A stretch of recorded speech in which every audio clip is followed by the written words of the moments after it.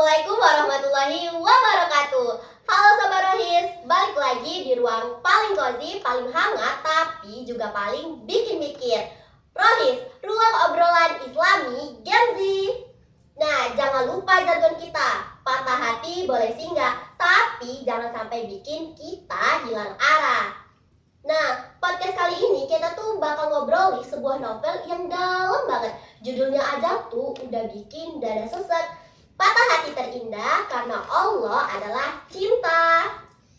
Nah, novel ini tuh bukan cuma ngobrolin soal cinta, tapi juga perjalanan batin seorang santri nih Sobat Rohis. Oke Sobat Rohis, sebelum kita masuk ke obrolannya nih, kenali dulu. Seperti biasa, nama aku Revi Nawangsari.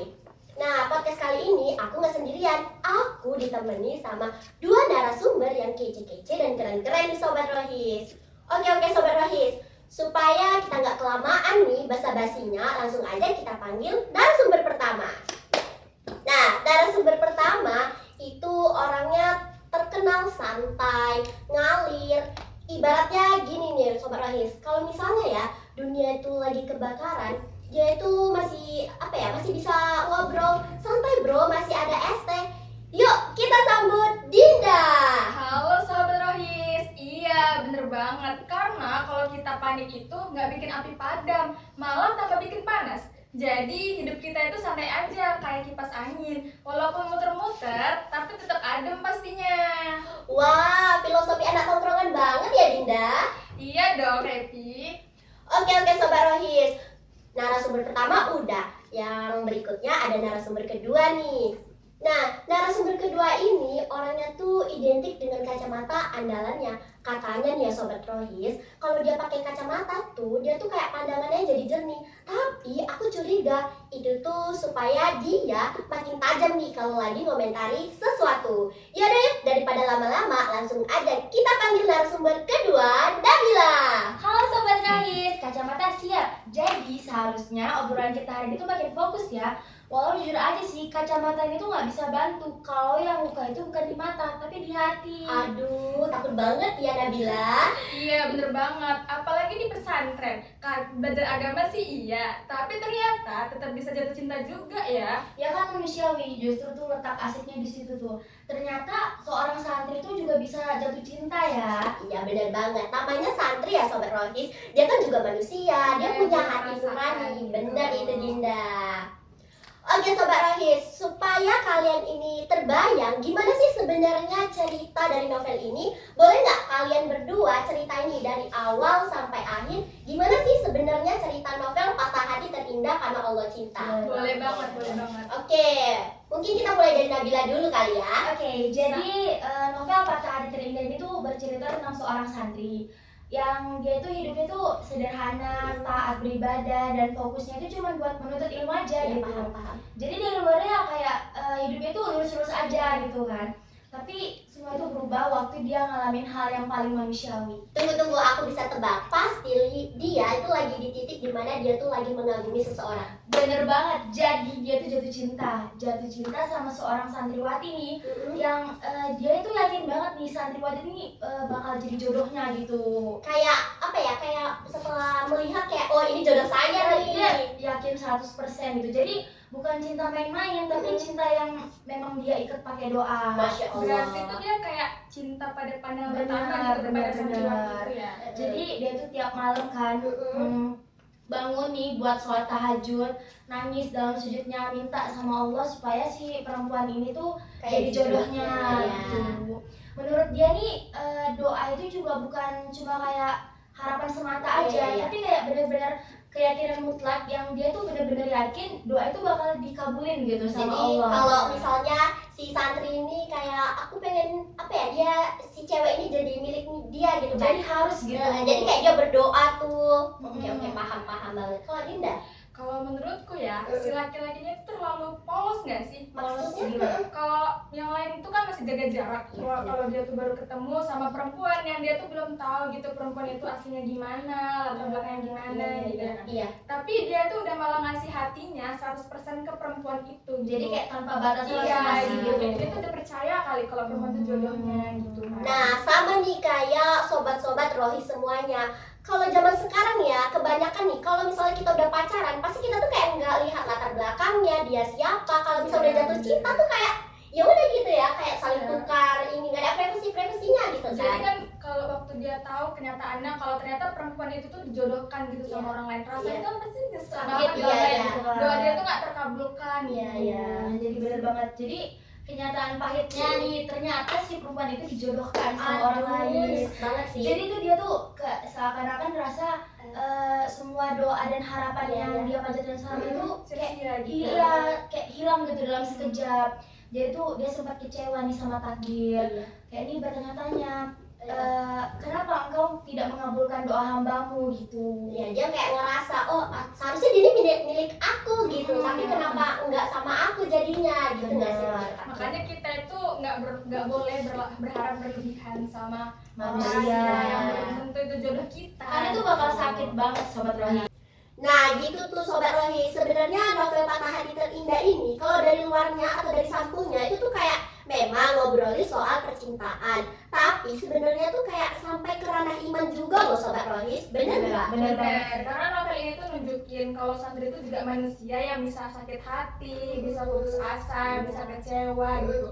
Dan dari sinilah tuh kita bisa tahu kalau ternyata novel ini tuh relate banget buat kita yang pernah ngalamin rasanya patah hati dan jatuh cinta pastinya.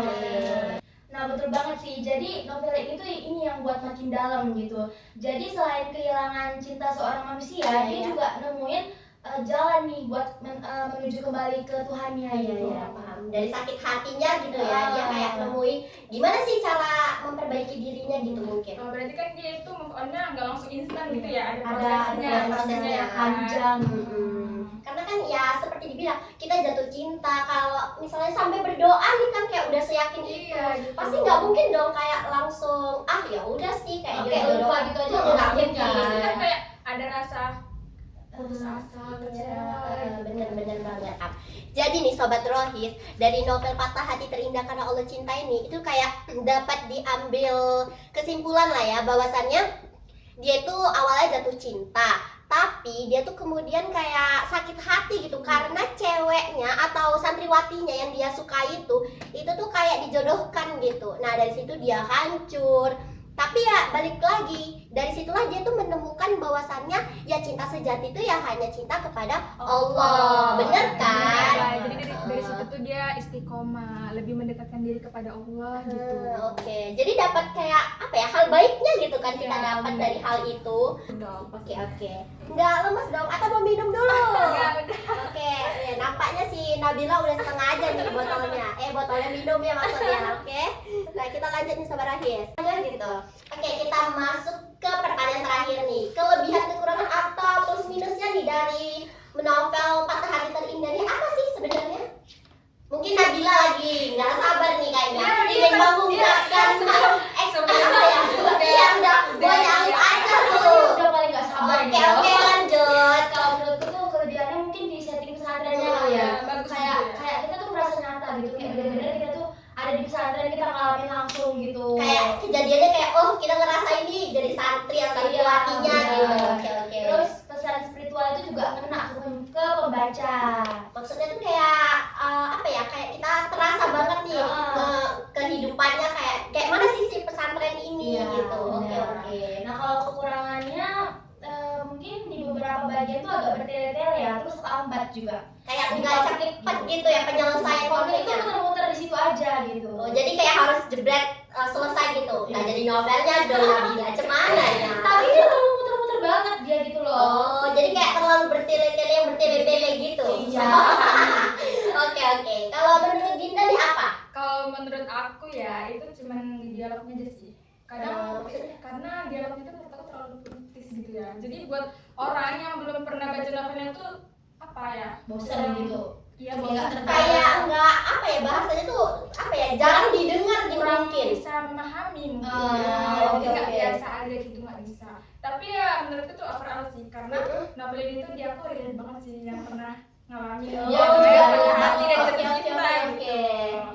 Nah itu dia Sobat Rohis, mereka udah nge-share pengalaman, udah bahas kelebihan kekurangan dari novel ini. Nah itu dia Sobat Rohis, mereka udah mau nge-share pengalamannya nih.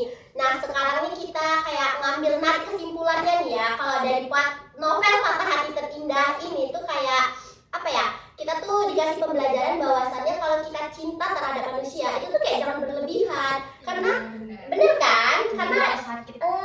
yang dari novel ini tuh kayak dia aja nggak pacaran tapi udah bikin sakit hati. Apalagi kalau sobat-sobat Rohis di rumah tuh nekat yang namanya pacaran nih. Bener nggak? Bener. Mengagumi itu boleh, tapi jangan berharap berlebihan. Nah, Sakit Iya. teman-teman. Berharap sama manusia itu sakit. itu dia Sobat Rohis. Apalagi tuh pacaran cuma manis di awal aja, tapi di ujung itu pahit. Permen karet dong ya. Nah, Iya. itu dia Sobat Rohis. Jadi lebih baik tuh sabar aja, biar Allah tuh kasih yang halal dan terbaik untuk kita. Karena kan sejatinya itu yang orang yang sabar tuh akan disayang sama Tuhannya pastinya. Sama aku juga. Nah, kata-katanya keluar kan hari ini Sobat Rohis dari Iya, malu Dinda kan.